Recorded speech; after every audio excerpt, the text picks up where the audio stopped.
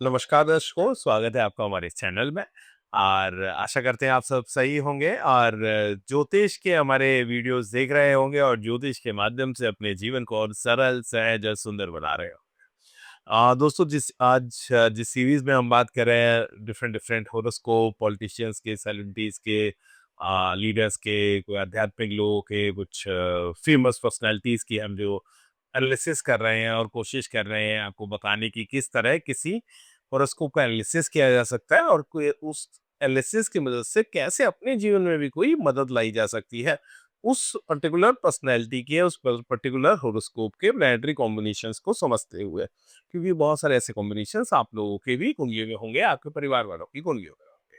तो आज एक बहुत ही महत्वपूर्ण इंसान भारत के लिए तो खास तौर पे जो है उनकी कुंडली का विश्लेषण करेंगे, जिनका नाम है श्रीमान नरेंद्र मोदी जी। जी, हमारे प्रधानमंत्री जी नरेंद्र मोदी जी की हॉरोस्कोप का आज एनालिसिस करेंगे और उसमें देखेंगे क्यों वो इतनी बुलंदियों पे पहुंचे, ऐसे कौन से प्लैनेटरी कॉम्बिनेशन उनकी कुंडली में है जो इतनी बुलंदियों पे पहुंचे और कैसे उनके लाइफ में क्रोनोलॉजी रही, क्या इवेंट्स कौन सी दशा में किस तरह के फेजेस में क्यों कोई इवेंट्स पर्टिकुलर क्यों घटी, क्या अलग है उनकी कुंडली में और ऐसे कौन से मिथक हैं जो उनकी कुंडली तोड़ती है। जी हाँ, नरेंद्र मोदी जी की कुंडली कई सारे मिथक्स को तोड़ती है, जो एस्ट्रोलॉजी के कई मिथक हैं जो माने जा रहे हैं और मैं कह रहा हूँ गुमराह करते हैं लोगों को, फिर ऐसा है तो ऐसा होगा या ऐसा है तो हम तो ये कर ही नहीं सकते। नहीं, ऐसे बहुत सारे मिथक्स को नरेंद्र मोदी जी की कुंडली तोड़ती है।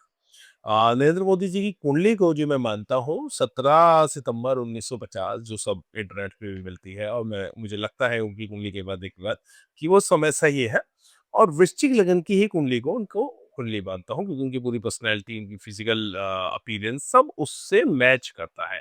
महसाना, गुजरात, इंडिया का उनका जन्म है। तो वृश्चिक लगन की उनकी एक कुंडली बनती है। अगर आप कुंडली वैसे देखेंगे एट फर्स्ट ग्लांस, बड़ी सिंपल साधारण से आपको कुंडली वो दिखेगी। आ, मंगल जो लग्नेश है लगन में ही बैठा हुआ है, साथ में चंद्रमा बैठा हुआ है जो नीच का है, लेकिन नीच में राजयोग भी बन गया है। जिस तरह से उनकी प्लैनेटरी कॉम्बिनेशन है आपको स्क्रीन पे दिख रही है, जो दिख रही होगी, इसमें कुछ एक खास बातें हैं जैसे जो मैंने मिथक तोड़ने वाले कही थी। देखिए, इनकी अगर आप प्लैनेट्स की डिग्री देखेंगे, जैसे इनकी लगन पे कोई और जो कुछ लोग हैं, कोई कहता है तुला लगन हो सकता है, कोई कहता है सिंह लगन हो सकता है, मैं कहता हूँ चलो कोई भी लगन हो, लेकिन अगर आप पूरे इनके ग्रहों की डिग्रियां देखेंगे तो या तो कोई 0-0 डिग्री में, 1 डिग्री में, यानी 3-4 डिग्री से नीचे के ग्रह बैठे हैं, या सारे 25 डिग्री से 30 डिग्री के बीच में बैठे हैं, यानी जिसको हम बोल देते हैं मृत अवस्था या वृद्ध अवस्था या बाल अवस्था में। कुछ आप अगर अपना हॉरोस्कोप लेके जाएंगे कोई कुंडली देख के, उन प्लैनेटरी कॉम्बिनेशंस को नहीं समझते। हर कुंडली यूनिक है, वो कुछ ना कुछ कह रही होती है। कॉम्बिनेशंस जो ग्रह नक्षत्र आपस में है, वो कुछ कुछ कुछ एक कहानी बना रहे होंगे, कुछ कह रहे होंगे उसकी स्ट्रेंथ के बारे में, उसके चैलेंजेस के बारे में, उसकी नेट पावर्स के बारे में, जिसको कई बार मैं देखता हूँ एस्ट्रोलॉजर्स नहीं समझते, लोग नहीं समझते और उसको वही ब्लॉक कर देते हैं। तो आप देखेंगे तो अधिकतर इनके ग्रह 9 में से मैं कह रहा हूँ 7 ग्रह या तो मृत अवस्था में है या बाल अवस्था में है, वृद्ध अवस्था में। अब आप ये देखिए, और कई बार लोग कहते हैं अरे आप तो कुछ नहीं कर पाओगे या ये कुछ नहीं कर पाएगा बच्चा, इसके तो ऐसे ऐसे करो। अरे भाई, ये मात्र एक कॉम्बिनेशन है, एकमात्र कॉम्बिनेशन नहीं है, इसको बहुत ज्यादा ओवर वैल्यू नहीं देनी होती। जैसे कुछ लोग चरणों पे दे देते हैं कि हमारा बच्चा तो लोहे के पैरों से पैदा हो गया या हमारा बच्चा तो चांदी के तांबे के पैरों से पैदा हुआ, बहुत बढ़िया है। अरे भाई, वो छोटा सा एक पैरामीटर है, हजारों लाखों जो पैरामीटर है उसमें मात्र एक पैरामीटर है वो, उसको बहुत ज्यादा वैल्यू नहीं देखनी। तो एक इस मिथक को नरेंद्र मोदी की कुंडली तोड़ती है, यहाँ तक कि उनका लगन, जो विश्व लगन जो इंटरनेट पे सब लोग मानते हैं, और जोशी की जो कम से कम वैदिक एस्ट्रोलॉजर्स की या पाराशर एस्ट्रोलॉजी को फॉलो करने वालों की जो बिरादरी है एस्ट्रोलॉजर्स की, अधिकतर वो वही वृश्चिक लगन, शुरू की लगन की डिग्री मानते हैं। दूसरा एक इसमें मुझे बड़ा एक खास चीज़ लगता है, देखिए यदि लग्नेश लगन में हो, अपने आप में एक बहुत बड़ा राज हो गया, आपकी पर्सनैलिटी में दम आ गया, ठीक है ना? उस लगन का, उस राशि की जो पूरी पर्सनैलिटी मिली है, उसकी जो ट्रेड्स मिले हैं, वो पूरे मिल गए। तो वृश्चिक लगन की जो कुंडली है, वो एक बॉर्न वॉरियर एंड लीडर बनाती है, एक करिस्मेटिक इंसान बनाती है, वो इस इंसान के अंदर है। कॉन्फिडेंस देती है, फियरलेस बनाती है, वो पावरफुल पर्सनैलिटी देती है कि इंसान में पावर है और वो एम्बिशियस है, वो लीडर है, वॉरियर है। देखिए, वॉरियर की हॉरोस्कोप है, कमांडर इन चीफ, सेनापति की, तो सेनापति वाला एक वो रुतबा ये देती है। तो यदि आप इनकी कुंडली देखेंगे, जो वृश्चिक लगन की जो कुंडली है इनकी, 0 डिग्री 55 मिनट का लगन लोग मानते हैं। मैं कह रहा हूँ 1 डिग्री का माने, आप 1.5 डिग्री का माने, जी ना, 0 डिग्री का लगन माने। और मंगल की भी अगर आप डिग्री देखेंगे, तो मंगल की भी डिग्री 1 डिग्री की है, ठीक ना? तो 1 डिग्री के आसपास यानी 0 डिग्री पश्चिम मिनट का मंगल है और वहीं उसी के आसपास तो आप कभी भी ये देखिएगा किसी भी हॉरोस्कोप में अमूमन तो यदि लग्नेश लगन में बैठ गया तो उस व्यक्ति को उस लगन की, उस राशि की, उस ग्रह की सारे पर्सनैलिटी ट्रेट पूरे भरपूर मिलते हैं ऑप्टिमम लेवल पे। तो जैसे वृश्चिक लगन है, एक बॉर्न वॉरियर लीडर की हॉरोस्कोप है, एक सेनापति वाला एक लगन माना जाता है कमांडर इन चीफ का। तो बॉर्न वॉरियर है, लीडर है, गो गेटर है, जो ठान लिया वो करना है, विल पावर स्ट्रांग हो गई, कॉन्फिडेंस स्ट्रांग हो गया, फियरलेसनेस आ जाती है, आदमी डरता नहीं है या डर का सामना करता है और आई एम्बिशियस होता है, हाईली एम्बिशियस होता है। तो वो सारी जो कैरेक्टरिस्टिक्स एक स्कॉर्पियो साइन की हैं, मार्स की हैं, तो वो सारी उभर के आ रही हैं। क्यों? एक तो लग्नेश लगन में ये तो वजह है ही है, लेकिन लगन की और उस ग्रह की लग्नेश की डिग्री एकदम सेम है। इवन तो आप कभी देखिएगा यदि लगन की डिग्री या आप अपनी यदि आप लोगों के पास अपनी कुंडली है खोल लीजिएगा उसमें देखिएगा ये लगन की जो डिग्री है असेंडेंट का जो डिग्री लिखी होगी अगर इंग्लिश में और उसको बनी है तो एस लिखा होगा असेंडेंट, हिंदी में है तो लगन, उसकी जो डिग्री है जो असेंडेंट की लगन की डिग्री है, लगन में यदि कोई और भी 2-3 प्लैनेट बैठे हैं ना और उनकी भी अगर उनमें से किसी एक की या एक से ज़्यादा की जो डिग्रियाँ हैं, वो लगन की डिग्री के करीब है। सपोज़ करो आपका लगन 25 डिग्री का है और आपके कुंडली में 2 ग्रह बैठे हैं लगन में जिनका भी 25 डिग्री, 26 डिग्री, 24 डिग्री के आस-पास पे वो बैठे हैं उस लगन में, तो आप देखिएगा उनके बहुत अच्छे वाले कैरेक्टरिस्टिक्स आपके अंदर आएँगे। जी ना? कभी देखिएगा इस चीज़ को। तो इनकी लगन में तो मंगल बैठा है, चंद्रमा बैठा है और दोनों की जो डिग्री है वो काफ़ी हद तक लगन के पास की है। चंद्रमा की तो भी थोड़ी दूर है लेकिन लगन की बहुत पास है। ये एक बहुत अच्छा एक ये हो गया। दूसरी बात देखिए क्या है कि जो वृश्चिक लगन होता है और लग्नेश मंगल जब ऐसे पावरफुल स्थिति में बैठता है, लगन में बैठे, दिग्बली हो, उच्चिका हो, तो व्यक्ति बहुत रिसोर्सफुल होता है, स्पॉन्टेनियस होता है, उसको पता है कहाँ से क्या काम लेना है और सेकंड के 10वें हिस्से में डिसीजन लेने की ताकत रखता है और रिएक्ट करने की, रिस्पॉन्ड करने की वो ताकत रखता है, बहुत स्पॉन्टेनियस होता है। जो अब बहुत ज़्यादा ऐसे लोग सोचते नहीं हैं। लेकिन नरेंद्र मोदी जी का बुध भी उच्च का है और वो उनके विचार के घर पंचम भाव को देखा। साथ में कर्म का स्वामी सूर्य भी बुध के साथ आ गया जो लाभेश है। तो ये जो उच्च का बुध है इस व्यक्ति को जो अमूमन वृश्चिक लगन वाले नहीं होते, स्पॉन्टेनियस होते हैं, ये उनको एनालिटिकल भी बना रहा है। तो एक व्यक्ति के अंदर इसके अंदर पावर है, डिसीजन की, विल की, शरीर की, उसको और ताकत मिल गई एनालिटिकल माइंड को। एनालिटिकल माइंड हो गया, उसकी ऑब्जर्वेशन स्किल्स बहुत हाई हो गई, वो रिसर्चमेंट ऑफ माइंड हो गया। अब क्या है वो रिएक्शन से पार हो गया रिस्पॉन्ड, रिएक्शन से पार हो गया रिस्पॉन्ड की तरफ। तो अगर मोदी जी को आप देखेंगे तो उसी टाइम रिएक्ट नहीं करते, रिस्पॉन्ड करते हैं, लेकिन करते जरूर है। तो काफी रिसोर्सफुल, काफी पावरफुल, एम्बिशियस एक ये हॉरोस्कोप है। केतु के साथ भी सूर्य और बुध का जो एक रिश्ता है तो केतु मिस्टिक पर्सनैलिटी देता है, स्कॉर्पियो वैसे ही मिस्टिक, स्कॉर्पियो इनका मून साइन भी है और असेंडेंट भी, तो स्कॉर्पियो साइन अपने आप में मिस्टिक है, तो बड़ी मिस्टिसिज्म वाली है एक कुंडली और एक शख्सियत बन के बाहर आती है। तो बहुत सारी ये खूबियाँ हो गई, रिसोर्सफुलनेस, इनकी मैनेजरल क्वालिटी, एडमिनिस्ट्रेटिव क्वालिटी और सारी क्वालिटी। जैसे वृश्चिक लगन वालों का क्या होता है कि अगर किसी को अपना मान लिया है तो दिल लुटाएँगे और भाई साहब उसके लिए जान भी दे देंगे और उसको फ़ायदा ज़रूर देंगे। तो इनकी एक बड़ी दोस्तों की लिस्ट होती है और इनको पता होता है कि इस दोस्त से ने मेरी कहाँ मदद करी है और किस दोस्त के लिए मैंने क्या किया है। और उसको ये कहीं न कहीं, कभी न कभी जीवन में ज़रूर उसको वो पे बैक देते हैं। लेकिन क्या कोई कमी भी है? कमी है डेफ़िनेटली। अगर भैया उजाला है तो अंधेरा भी है, तो कमियाँ भी ज़रूर होंगी। अब इस व्यक्ति का यानी मोदी जी का चंद्रमा जो है वो नहीं, तो जो चंद्रमा होता है, अब एक तरफ जो स्कॉर्पियो असेंडेंट है वो आपको दिलेर बना रहा है, आपको फियरलेस बना रहा है, लेकिन चंद्रमा इनसिक्योरिटी जब नीच का हो जाता है, इनसिक्योरिटी देता है। दूसरी बात, ऐसे व्यक्ति कुछ भूल नहीं पाता, खास तौर पे जो उसके साथ बुरा हुआ हो, ग्रजेस होल्ड करता है। मोदी जी के पास लेट गो नहीं होंगे, किसी को इन्होंने जीवन में कभी माफ नहीं किया हो। आज तक बचपन से लेकर आज तक लिस्ट होगी दिमाग में, इसने ये बुरा किया था, इसने मेरा यहाँ विरोध किया था, इसने मुझे यहाँ फंसाने का प्रयास किया था, इसने मुझे वहां दबाने का प्रयास किया था, इसने मेरे को जीतने का प्रयास किया था। भाई को अभी कुछ नहीं बोलते। वो जो इनसिक्योरिटी है उसको ये रिकवर तो कर जाते हैं। और वो जो नीच की चंद्रमा ने एक इनसिक्योरिटी दी, फियर दिया, फिर मंगल वहां बैठा हुआ उसने उस फियर को ओवरकम करा दिया। तो उसने किया क्या, उसको मैं बोलता हूँ एलिमिनेट द थ्रेट। जब इस तरह का नीच का चंद्रमा हो और सूर्य और मंगल पावरफुल हो कुंडली में और बृहस्पति का चंद्रमा से कोई रिश्ता ना हो, डायरेक्ट रिलेशनशिप ना हो, तो ऐसा व्यक्ति क्या करता है, वो जो भी थ्रेट उसको दिखती है, उसको पहले ही एलिमिनेट करता है। उस थ्रेट को वो पहले ही प्रिडिक्ट करेंगे, फाइंड करेंगे और एलिमिनेट करेंगे। आप ये कभी भी देख लेना इनके पूरे करियर में, राजनीतिक करियर में या वैसे भी जीवन में, अगर इनको किसी चीज़ से खतरा लगा होगा कि अमुक व्यक्ति या अमुक संगठन या अमुक एजेंसी या कोई भी दल, ये मेरे लिए खतरा बन सकता है, तो ये बहुत पहले से उसको भाप लेते हैं अपनी इंट्यूशन से और अपनी एक सेंस से, और उसके बाद उसको एलिमिनेट करने में लग जाते हैं। और इससे पहले कि वो बड़ा हो गए खतरा बन पाए या बाकी नुकसान पहुंचा पाए, या नुकसान पहुंचाता भी या नहीं पहुंचाता, लेकिन उनको एक बार अगर सेंस आई कि ये मेरे लिए खतरा है, तो उसको जरूर उसको एलिमिनेट करके ही मारेंगे, चाहे उसको बाय कर ले। यानी सपोज करो आपने अपने पार्टी में ले लिया, आपने साथ में ला लिया, आपने कुछ कर लिया, या उसको एलिमिनेट कर दिया, पूरी तरह नस्ते नाबूद कर दिया, वो कभी बोल नहीं पाएंगे, कभी वो ग्रजेस हमेशा रहेंगे। दूसरी बात, चंद्रमा चाइल्डहुड भी होता है जो नीच का है, तो कहीं ना कहीं वो चाइल्डहुड ट्रॉमा भी दिखता है। घर में सबसे छोटे थे, तो ये भी हो सकता है कि काफी इन्होंने घर में कुछ ऐसे कुछ माहौल रहा हो या ताने सहे हो, या एक रिजेक्शन जो होती है कि अरे तुमसे नहीं हो पाएगा, तुम कुछ नहीं कर पाओगे, उसका एक बार रिजेक्शन मिला हो, फोर्सफुली कुछ चीज करी गई हो। वैसे बचपन में शादी तो हो ही गई थी, शायद 14-15 साल की उम्र में शादी हो गई थी, फिर 18 साल की उम्र में गोना होना था, तभी घर से भाग गए थे। फिर वापस आए घर से, फिर उन्होंने वापस शादी का जवाब बनाया, फिर वापस भाग गए, लेकिन उसके बाद संघ में गए तो लोगों को बता के गए कि मैं क्या कर रहा हूँ, या चाचा के पास गए, फिर संघ में चले गए। तो चाइल्डहुड बहुत अच्छा नहीं है।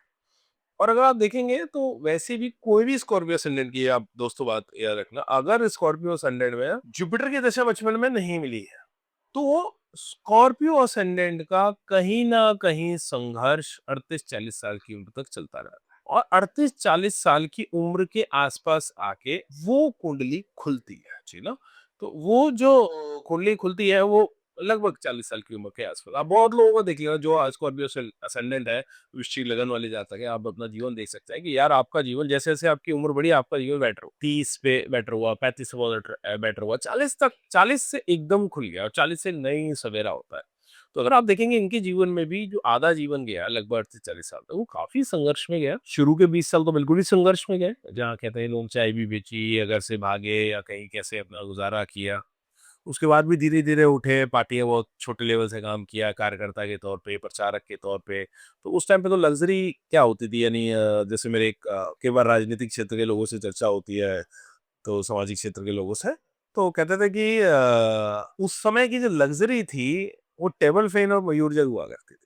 जो प्रचारकों के लिए, या अगर टेबल फैन मिल गया किसी प्रचारक को और मयूर जग उसके पास है, कहीं बर्फ आ जाती है उस मयूर जग में, तो लग्जरी थी।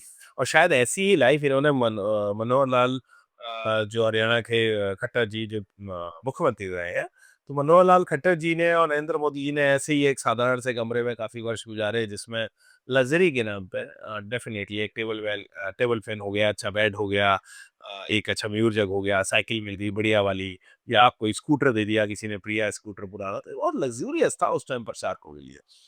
तो काफी संघर्ष, इसका मतलब आप समझ रहे हैं कितना संघर्ष में इस व्यक्ति ने अपना जीवन गुजारा होगा, शुरू के जो 35-40 साल। उसके बाद तो फिर इबारत जैसे जैसे मौका मिला, जीवन आगे बढ़ा, तो डेफिनेटली उसके बाद जब अटल जी और अडवाणी जी के डायरेक्ट टच में आए, और बड़े दायित्व इनको मिले आरएसएस में, और उसका गुजरात गए, फिर गुजरात के प्रधानमंत्री बने, फिर एक नेक्स्ट एक हिस्ट्री है।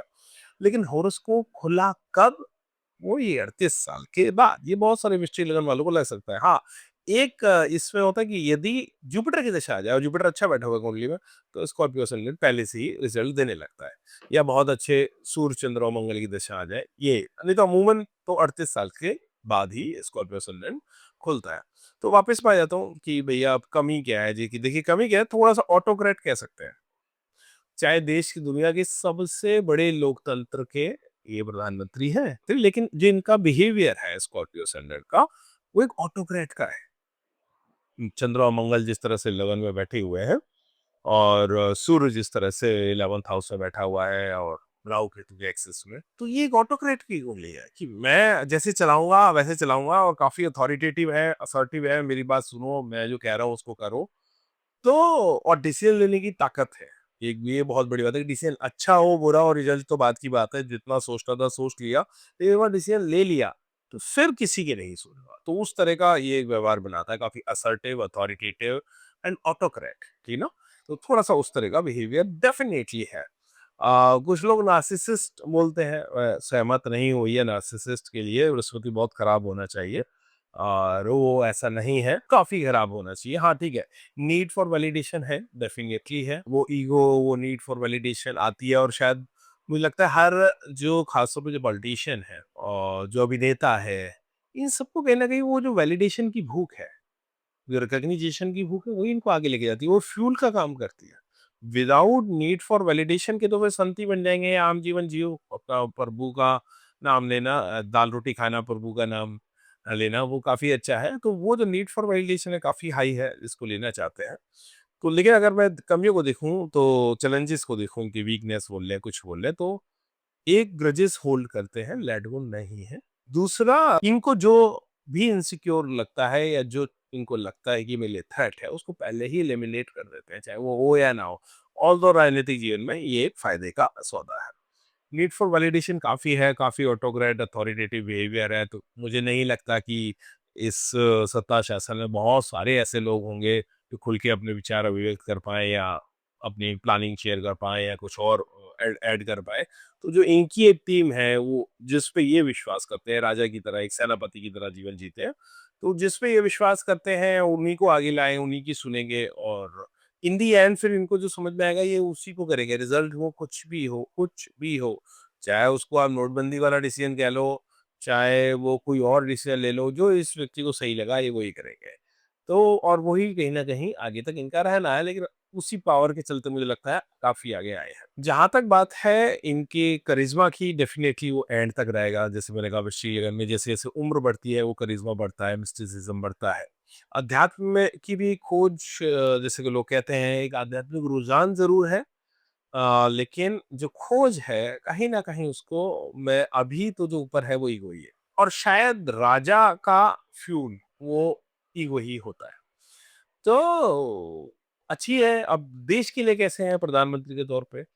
डेफ़िनेटली देखो, फैसले लेने की ताकत है, फेस करने की ताकत है, तो ये ताकत तो जो पंत प्रधान है उसके अंदर चाहिए, डेफ़िनेटली चाहिए और जिसको ये अपना मानते हैं।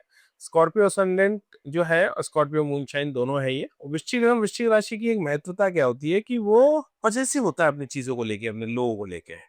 पॉसेसिव होता है, कभी ओवर पॉसेसिव भी होता है। लेकिन जिसको वो अपना मानता है, उसके लिए वो सब कुछ खोने को राज़ी है। खुद को मरने-मारने के लिए भी वो राज़ी है, कुछ भी करने के लिए। तो ऐसा व्यक्ति यदि प्रधानमंत्री के गद्दी पे बैठा है और वो उस देश को अपना मान रहा है या उस देश के लोगों को अपना मान रहा है, तो डेफ़िनेटली वो कुछ भी करेगा उनके लिए, उनके बेटरमेंट के लिए, उनको सेव करने के लिए और वापस एलिमिनेट द थ्रेट। इनको अगर ऐसा लग गया ना कि बांग्लादेश में मेरे लिए कल को मेरी कंट्री के लिए वो थ्रेट बन सकता है, उसको वहीं से एलिमिनेट करना शुरू करेंगे। आपने देखा होगा, डेफ़िनेटली जब से बीजेपी गवर्नमेंट आई, नरेंद्र मोदी जी की गवर्नमेंट आई, 2-3 साल से आप देखिएगा कि पाकिस्तान में अचानक जो जितने पुराने आतंकवादी थे, अचानक किसी न किसी वारदात में मरने लगे। जो पहले जिसका आरोप वो लोग रॉ पे लगाते हैं और कई अलग-अलग एजेंसियाँ, जो अमेरिकन एजेंसी है या आपके इज़राइल की एजेंसी है, उन पे भी कई बार ऐसे आरोप लगे कि आपको किसी तरह थर्ड पार्टी से अपने जो एनिमीज़ होते हैं, उनको एलिमिनेट कर देती है। और चाहे वो कंधार अपहरण कांड वाले हों, चाहे वो मुंबई हमले के जो मास्टरमाइंड हो, चाहे वो उससे पहले के मास्टरमाइंड्स हों, चाहे वो कोई से भी टेरर हो, चाहे वो खालसा वाले हों, कोई भी। आप देखिएगा अचानक बहुत सारे टेररिस्ट की आपस में हत्या हुई या किसी ने गोली मार दी, अचानक कोई एक्सीडेंट में मर गया। तो ऐसे नहीं है। वो जो स्ट्रैटेजी के पीछे डेफ़िनेटली ये स्कॉर्पियो संजन स्कॉर्पियो मूवी का दिमाग 110% होगा। वो एजेंसी को पावर देना, छूट देना। तो डेफ़िनेटली देखो, जो आदमी अपनी कंट्री को अपना मानता है, कंट्री के लोगों को अपना मानता है, तो ये डेफ़िनेटली ये बहुत अच्छे प्रधानमंत्री हैं और बहुत अच्छा वो करके जाएँगे।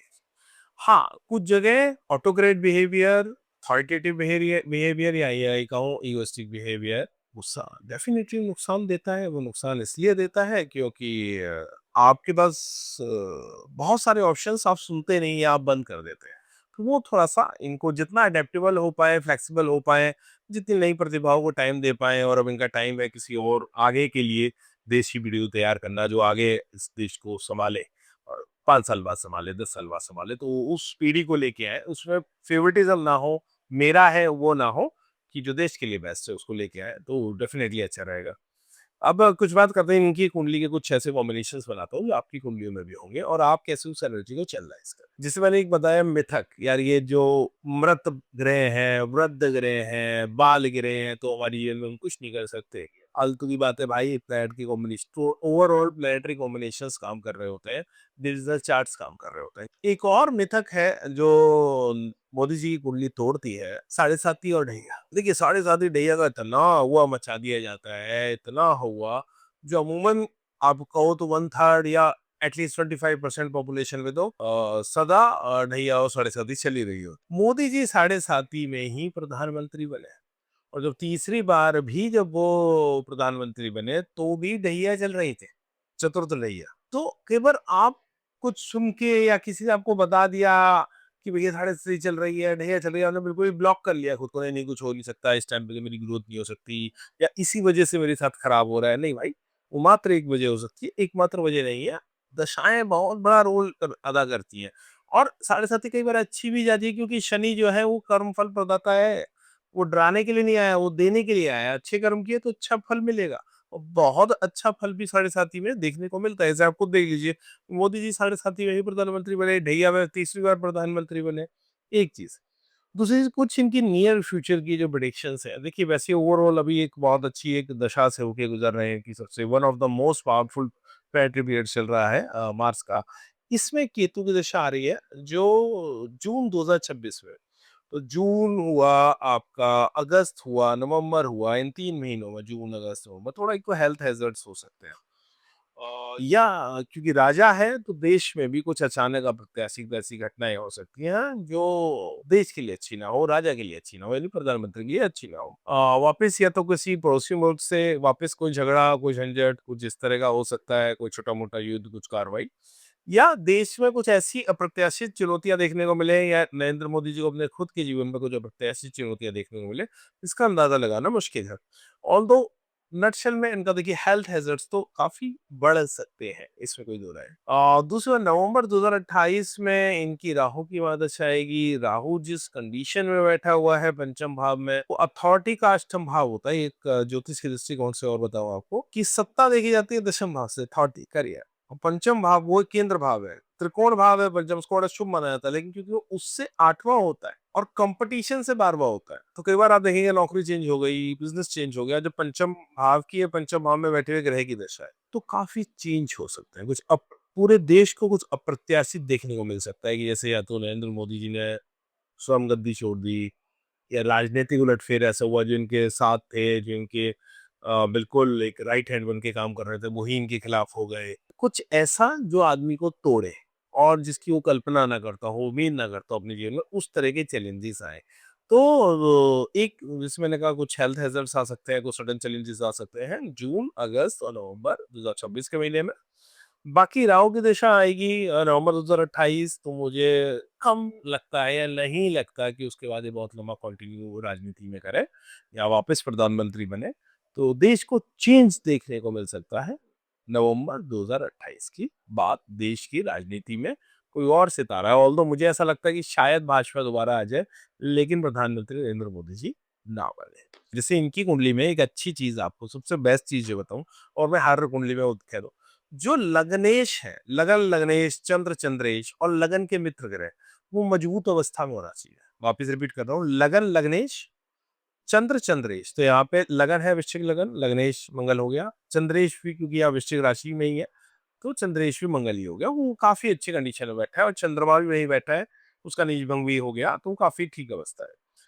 उसके अलावा जो लगन के मित्र प्लैनेट है, केंद्र कोण के मालिक हैं, लगन के मित्र हैं, वो अच्छी कंडीशन में होनी चाहिए और इंसान को उनकी दिशाएं मिलनी चाहिए। तो भाई साहब, अगर आप इनकी कुंडली में देखेंगे तो बृहस्पति बहुत अच्छी कंडीशन में बैठा है, 4th हाउस। सूर्य जो है लगन का परम मित्र मान लो, 10th लॉर्ड मान लो, वो बहुत अच्छी कंडीशन में बैठा है 11th हाउस में लाभिश के साथ। और ओवरऑल कुंडली में कोई भी ग्रह वैसे 6-8-12 में नहीं बैठा, राहु की तो एक्सिस में जरूर है। दूसरी बात, अधिकतर ग्रह उत्तरा भाद्रपद नक्षत्र में इनके बैठे हुए हैं, खासतौर पे जो सूर्य स्वयं है, जो सूर्य का खुद खुद का स्वयं का जो नक्षत्र है, तो मित्र नक्षत्रों में ग्रह बैठे हैं। सूर्य जो है वो अपने ही नक्षत्र उत्तरा भाद्रपद नक्षत्र में बैठा है। बुध उससे बहुत क्लोज अस्त है, 11th लॉर्ड, तो यानी लॉर्ड ऑफ एक्शन सूर्य, और लॉर्ड ऑफ प्रॉफिट बुध, तो एक्शन को प्रॉफिट का साथ मिला, तो दोनों उत्तराभाद्र बंद नक्षत्र में बैठे हैं। दूसरा बात, जैसे बृहस्पति है वो मंगल के ही नक्षत्र में बैठा है, धनिष्ठा नक्षत्र में, और मंगल से दृष्ट भी है, वो बहुत पावरफुल बात है। मंगल खुद विशाखा नक्षत्र में बैठा है, बृहस्पति के नक्षत्र में, तो मंगल बृहस्पति के नक्षत्र में बैठा है, बृहस्पति मंगल के नक्षत्र में बैठा है। और जो ओवरऑल इस तरह की जो प्लैनेटरी कॉम्बिनेशंस हैं, जैसे सूर्य बुध स्वयं अपने नक्षत्र में बैठे हैं, सूर्य के नक्षत्र में बैठे हैं, और जो शुक्र भी है वो भी पूर्व फाल्गुनी नक्षत्र में बैठा है, तो स्वयं के नक्षत्र में बैठा है। तो आप इनके नक्षत्र देखोगे, बड़े बढ़िया बढ़िया नक्षत्रों में ग्रह बैठे हुए हैं। दूसरी बात, इसमें एक शनि का एक रोल, आपको हिडन रोल बताऊं, और जो लोग पॉलिटिक्स करते हैं या जो मासेस की राजनीति में जाना चाहते हैं या मार्केटिंग में जाना चाहते हैं या मासेस को जो लोग हैंडल करते हैं, अच्छे शनि, मजबूत शनि के बिना आप मास लीडर नहीं बन सकते, आप मासेस को प्रभावित नहीं कर सकते। यहाँ पे शनि फोर्थ लॉर्ड है, फोर्थ हाउस से, कालपुरुष के फोर्थ हाउस से हम देखते हैं, मासिस को देखते हैं, तो फोर्थ हाउस मासिस का लॉर्ड है। वो 10th हाउस में गया है, वहां पे वापस उत्तराभाद्र नक्षत्र में, यानी सिंह राशि में गया है, अपने पिता की राशि में, दशम भाव की राशि में, और वापस उसी नक्षत्र में बैठा है, यानी सूर्य की नक्षत्र में बैठा है, और अपने घर को देख रहा है। और उसके घर में भी एक ऑस्पिशियस प्लैनेट बैठा हुआ है, बृहस्पति, जो उस कुंडली का भी बहुत ऑस्पिशियस प्लैनेट है, वो वापस शनि को देख रहा है। और शनि का जो साथ मिला है, शुक्र और बृहस्पति का मिला है, शुक्र के साथ बैठा है शनि, और बृहस्पति से दृष्ट है। तो जो लॉर्ड ऑफ मासेस है यहाँ पे, फोर्थ लॉर्ड का जो लॉर्ड है, वो बहुत मजबूत हो गया। अथॉरिटी का जो लॉर्ड है सूर्य, वो बहुत मजबूत हो गया। और अगर आप देखेंगे तो जैसे इनका जो जन्म है 17 तारीख का, 18 तारीख की सुबह 5 साढ़े 5 बजे बुध ने अपना राशि परिवर्तन कर लिया है, वो सिंह में आ गया है। यानी बड़ी क्लोज कंजंक्शन, एक बॉर्डर पे 0 0 डिग्री के है ना सूर्य और बुध, तो आप देखेंगे तो सूर्य बुध का एक तरीके से देखेंगे वो राशि परिवर्तन भी है। बुध वापस सिंह राशि में ही आ रहा था, बॉर्डर पे है, और सूर्य कन्या राशि में जा रहा था, यानी 10th और 5th 11th का एक तरह से आप देखेंगे तो एक वो आपका एक्सचेंज भी मिलेगा। ओवरऑल ये जो अच्छे नक्षत्रों में ग्रहों का होना, मित्र नक्षत्रों में ग्रहों का होना, स्वयं के नक्षत्रों में ग्रहों का होना, साथ के साथ लगन लगनेश चंद्र चंद्रेश का मजबूत होना, लगन के परम मित्रों का मजबूत होना, और उनकी दशाएं मिलना, तो बहुत ही इंपॉर्टेंट किसी भी कुंडली में होता है। और यही जो प्लैनेटरी कॉम्बिनेशंस हैं, वो इंसान को बहुत आगे ले जाते हैं। अब ये जो वॉल वॉरियर एंड लीडर वाला हॉरोस्कोप है, राजनीति में गए, बिल्कुल सही जगह पे गए। इसके अलावा कहीं और भी जाता था व्यक्ति, कहीं सीएफओ सी बनता गए, सीईओ बनते, कहीं कुछ और बनते, और किसी न किसी ऊंची पद पर जरूर जाते। बाकी एक देवीय कृपा डेफिनेटली है इन्होंने गुरुओं के साथ, क्योंकि बृहस्पति इस कुंडली में वृश्चिक लगन, वृश्चिक राशि में बृहस्पति बहुत इंपॉर्टेंट हो जाता है। और जिसको गुरु की कृपा मिल जाए, जैसे कहते हैं इन्होंने हिमालय में कुछ समय बताया, अच्छे संतों के पास समय बताया, तो संतों की कृपा मिल जाए, गुरुओं की कृपा मिल जाए, तो डेफिनेटली बृहस्पति बहुत जादुई असर कर देता है, क्योंकि वो इंटेंसिटी बढ़ा देता है। बड़ा होना, जैसे होने को तो कोई किसी देश का, किसी प्रदेश का सीएम भी बहुत बड़ा है, कोई मिनिस्टर है, कैबिनेट मिनिस्टर, वो भी बहुत बड़ा है। आप समझिए, आप प्रधानमंत्री से प्रधानमंत्री हो, तीसरी बार प्रधानमंत्री, तो वो इंटेंसिटी देवीय कृपा से ही देखने को मिल सकती है कि वो बृहस्पति जो ने इन्होंने जो संतों की सेवा करी या उस उन पे रहे, उनके पास रहे, उनका आशीर्वाद लिया, तो वहां से वो इंटेंसिटी इन्फानाइट हो गई, काफी आगे तक बढ़ गई। तो आप भी अगर वृश्चिक लगन, वृश्चिक राशि के जातक हैं, आपके फैमिली में कोई है भाई, उसकी लीडरशिप क्वालिटी को बढ़ाने का काम करें, कभी भी घटाने का काम ना करें। मासिस से जुड़ के रहें, नेटवर्किंग अपनी बना के रहें, और पेशेंस रखिएगा भाई, ये टाइम लेता है। देखिए, मंगल की दो राशियां, एक मेष एक वृश्चिक, और ये वॉरियल प्लैनेट है, तो शुरुआत में से कांस्टेबल भर्ती होता है ना आदमी, सैनिक भर्ती होता है सपोज करो, और होते होते होते वो एक कमांडर इन चीफ आते आते या ब्रिगेडियर आते आते किसी भी पोजीशन में छोटी पोजीशन पे एंटर करता है, फिर आते आते एक उम्र आ जाती है, 40 साल 50 साल, तब जाके वो बड़ी पोजीशन पे। तो भैया वृश्चिक लगन की कुंडली खुलती ही 35 38 साल के बाद है, ये मान के चलेगा, बृहस्पति की दशा मिल जाए अलग बात है। तो जैसे-जैसे आपकी उम्र बढ़ेगी, अपने पे विश्वास रखिए, अपनी लीडरशिप स्किल्स पे विश्वास रखिए। जिस भी आप एरिया में काम कर रहे हैं, आप बिज़नेसमैन हैं, जॉब कर रहे हैं, तो या किसी राजनीतिक क्षेत्र में, सामाजिक क्षेत्र में, तो ये कंसिस्टेंट एफर्ट रहिए, बीच में मत छोड़िएगा। इनकंसिस्टेंट आदमी कुछ नहीं कर सकता, और मंगल की एनर्जी कई बार इनकंसिस्टेंट बनाती है, खराब हो तो। तो कंसिस्टेंट एफर्ट डालते रहें, पेशेंस रखें, ऑप्टिमिस्टिक रहें। जीवन में 100% आप अपना गोल पालेंगे, थोड़ा-सा समय के साथ चलें। तो एक तो समय को समय देना है, number 1, patience, optimism, consistent effort, ये 3 की है। स्कॉर्पियो असेंडेंट की, स्कॉर्पियो मूनशाइन की। इन 3 में से एक भी अगर कम है तो ताला नहीं खुलेगा सक्सेस का। तीनों, वापिस कह रहा हूँ। Patience, optimism and consistent effort. साथ के साथ जितना आप धर्म से जुड़ेंगे, आध्यात्मिकता से जुड़ेंगे, ध्यान से जुड़ेंगे, संतों से जुड़ेंगे, गुरुओं से जुड़ेंगे, उन उस आध्यात्मिक वाणी से जुड़ेंगे, उस सनातन परंपरा से जुड़ेंगे, या मैं कह रहा हूँ कोई यूके में है, यूएस में है, किसी और धर्म में पैदा हुआ है, जाति में, मैं कह रहा हूँ, लेकिन स्पिरिचुअल का मतलब क्या है कि आप हू एम आई इसको ढूँढते हैं। और आप जब स्पिरिचुअल का मतलब ये है कि आप जो कल्याण के मार्ग पे चलेंगे या जो कल्याण कर रहे हैं, उनकी सेवा करेंगे, परमात्मा को पाने के मार्ग पे चलेंगे ना, आपका बृहस्पति मजबूत होगा। अब वो बृहस्पति आपके मंगल के, चंद्रमा के दोषों को खत्म करेगा। सो मंगल की एनर्जी के चैनलाइज़ करने के कुछ और तरीके हैं, जो अनुराग ब्रह्म की भी कुंडली में बताया था। भाई वो अपनी बॉडी पे काम कर रहे हैं। मोदी जी को भी आप देखेंगे फिज़िकली बहुत फिट है अपनी एज के हिसाब से, बहुत फिट है। योगा करते हैं, सुबह उठ के अपना मॉर्निंग वॉक करते हैं, अच्छी डाइट लेते हैं। भाई मंगल की एनर्जी बिना फिजिकल एक्टिविटी के चैनलाइज़ नहीं हो सकती। तो जुपिटर की एनर्जी के मैंने आपको बताया वो उपाय, वो कीजिए। मंगल की एनर्जी है भाई, कोई मार्शल आर्ट जॉइन करो, कोई स्पोर्ट्स जॉइन करो, कोई जिम जॉइन करो, योगा करो, अपनी बॉडी की एनर्जी को चैनलाइज़ करो। वहाँ पे डिसिप्लिन ले आओ डेली का कि डेली 1 घंटा मुझे बॉडी को देना है, डेली 1 घंटा मुझे माइंड को देना है। रेस्ट आप जो भी कर रहे हो ना, आप एक बार आपकी उँगलियाँ मंगल और बृहस्पति की एक बार एनर्जी चैनलाइज़ हो गई, और अगर आप हल्के से भी अगर प्लैनेटरी कॉम्बिनेशन ठीक बैठे हैं, जो कि बैठे हैं, और मैं कहूँ जो कम अच्छे भी बैठे हैं, वो भी बहुत अच्छा काम करना शुरू कर देंगे। सारे वृश्चिक राशि वाले लोग अपने मंगल की और बृहस्पति की एनर्जीज़ को चैनलाइज़ कीजिए और इन 3 चाबियों से अपनी किस्मत की ताले को खोलने का प्रयास कीजिए। मैं उम्मीद करूँगा आपको एनालिसिस अच्छा लगा हो, आपके घर परिवार में भी कोई वृश्चिक राशि वाला हो तो ज़रूर उसके साथ शेयर करें, और जुड़े रहिए हमारे साथ, बने रहिए। ज्योतिष के माध्यम से अपने जीवन को और सरल, सहज और सुंदर बनाते रहें। Thank you. नमस्कार।